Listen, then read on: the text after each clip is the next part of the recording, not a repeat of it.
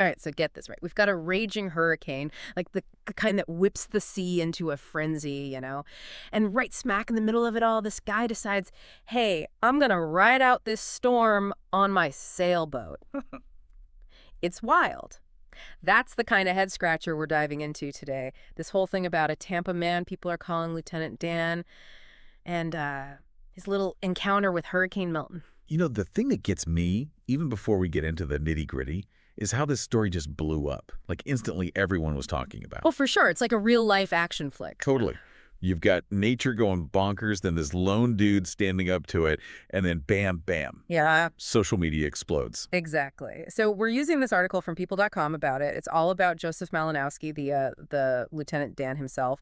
They talk about his decision to just stay put on his boat while Hurricane Milton was headed straight for Florida. But before we even get to the hurricane, let's rewind a bit. Back to that TikTok video. You know the one, right? Filmed before the storm even made landfall. Yeah.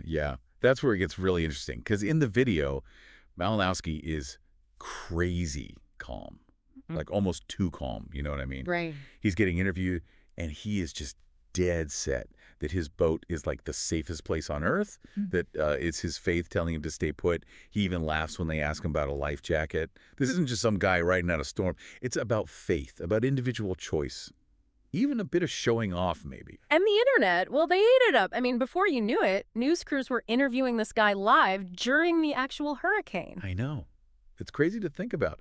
Wind howling, rain coming down sideways, and there's Malinowski just hanging out on his boat, casually chatting with news anchors. Like it's nothing. I know, right? It's kind of surreal when you think about it, and it just shows you how much we love these kinds of stories, these peeks into what we see as, like, real courage. And it's not just the courage thing. It's that we can see ourselves in him.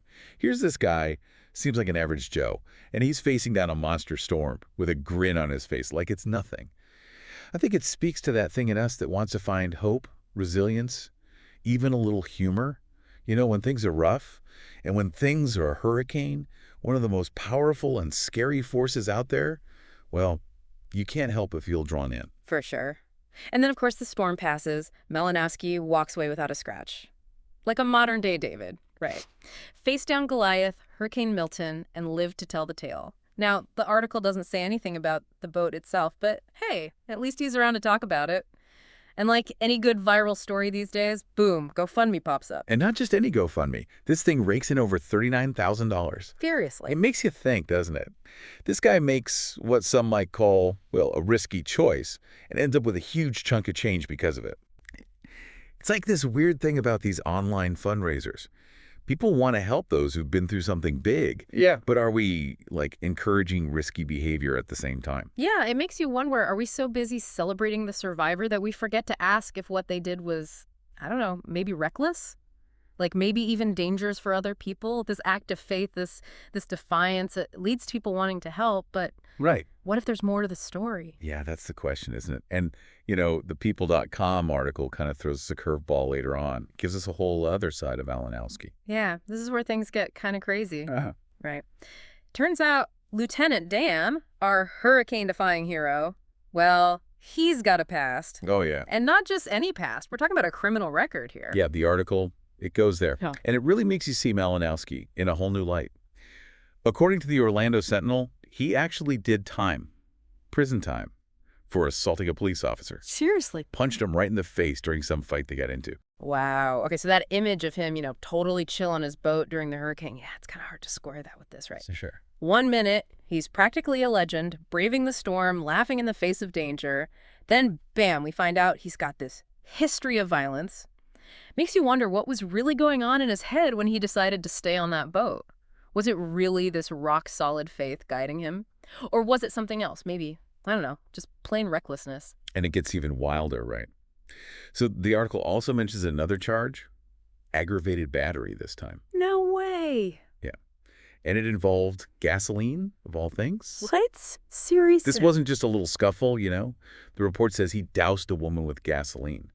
Like, the woman was terrified, thought he was going to... Yeah. Well, you get the picture. Man, that is dark. I mean, riding out a hurricane is one thing, but to put someone else in danger like that, it makes you rethink that whole root for the underdog feeling, Totally.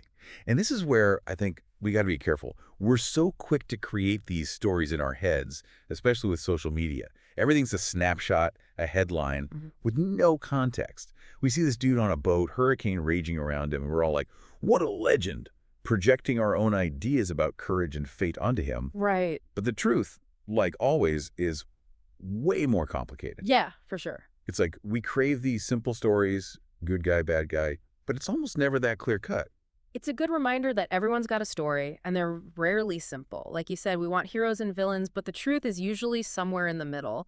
And what's interesting here is how the hurricane, this huge, powerful force of nature, it almost becomes secondary to Malinowski's story. It's true. We get so caught up in the human drama, the individual, that we forget about the bigger picture. Exactly. In this case, the bigger picture is Hurricane Milton.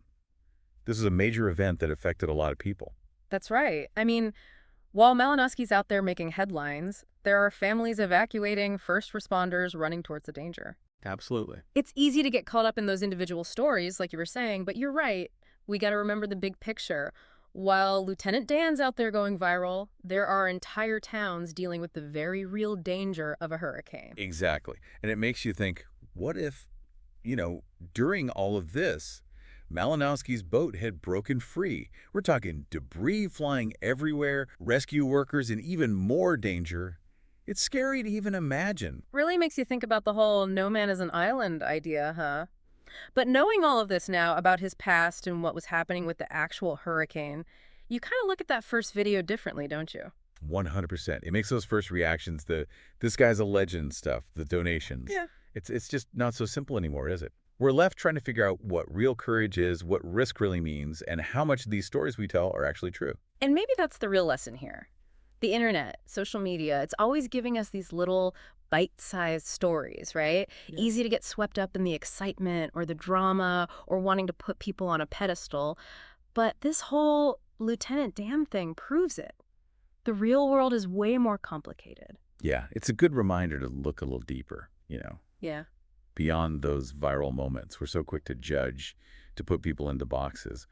But the more you learn, you realize the most important stories, they're usually messy, full of contradictions. And those are the stories that stick with you, right? The ones that make you think twice, that make you question what you thought you knew. I think that's what we're all about here. Totally. We can all use a little more critical thinking, especially these days. Absolutely. So next time you see a crazy video online, something unbelievable, take a second, look closer, ask yourself, what's the full story here? What's not being shown? You might be surprised what you find.